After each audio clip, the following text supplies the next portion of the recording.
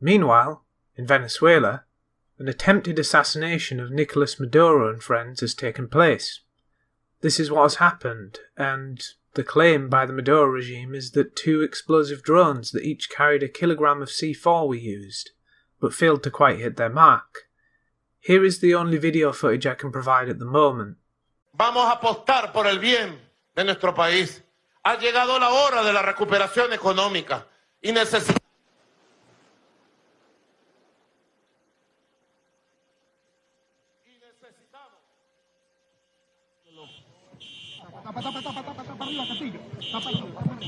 Vamos por la derecha. Arriba, mi comadre.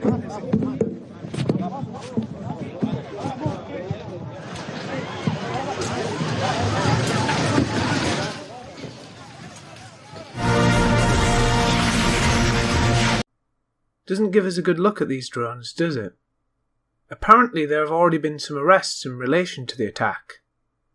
Not everyone buys the government's story though. Firefighters on the scene claim otherwise, for example. What I'm interested in are the much broader implications of this. This may be the first time when drones have been used by non-military actors to attempt an assassination of a world leader. Besides military use of drones by America, we know that groups like ISIS have used them in battle, but this does seem to be the first time they've been used to attempt to assassinate a president. This may all be a pretext to round up opposition and for Maduro to remove the last vestiges of democracy from the country. However, there are also a lot of people who very much would have the motive for this. You can concoct explosives out of all sorts, but drones allow you to send explosives to an area without being there, increasing your ability to escape undetected. Though in this case it seems that since there have been arrests, at least if we assume they're genuine, then the perpetrators did not escape without leaving evidence. Drones will, in the perhaps near future, be used to target other leaders. That seems like a reasonable prediction. Western leaders, instead of cracking down on the opposition, will attempt to put legal restrictions on drones. There are 2 problems with this. One is that they will likely fail, as once the knowledge is available, DIY drones can be made by any competent revolutionary or terrorist. Unless, of course, we have laws so restrictive that they require background checks for things like servos and monitoring of 3D printers so people can't make aerodynamic shapes or rotors and so on.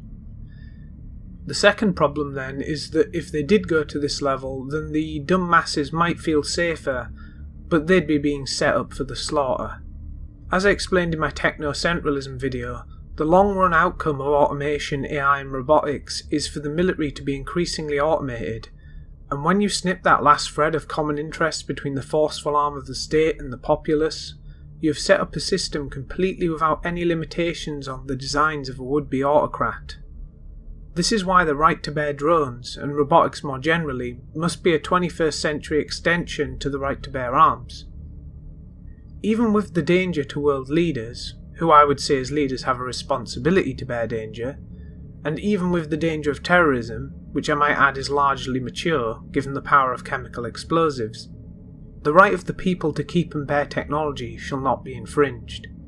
There's the old Ben Franklin quote about trading liberty for temporary safety, but I think you can make it more clear when you consider that in this case you are trading long-term safety for short-term safety, if that.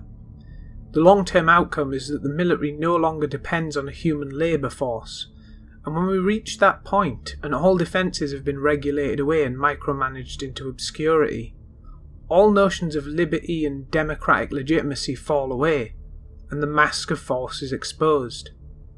When the state no longer depends on you or your brothers and sisters for defence, it no longer needs your opinion.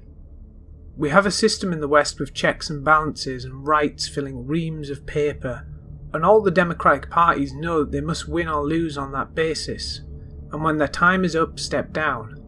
But at the end of the day, the reason no one attempts otherwise is that if they wanted to take total power, they would need the military on their side, and to do so they must appeal to the interests of generals and soldiers much as they must do in democracy. Only the risk here is that if they fail, they find themselves hanging from a short rope over a long drop. Technology will change that. Do not assume for 1 minute that the present state of affairs is some final culmination that all of history has been leading up to. There is yet more to come. Those who wish to sleep are sleepwalking into a slaughterhouse. The recent events in Venezuela are the harbinger of something altogether far more transformative than the perils of any particular regime. They concern the future of human governance. There are echoes travelling back through the halls of time, and we have to listen for them. This is one such echo. What lies ahead?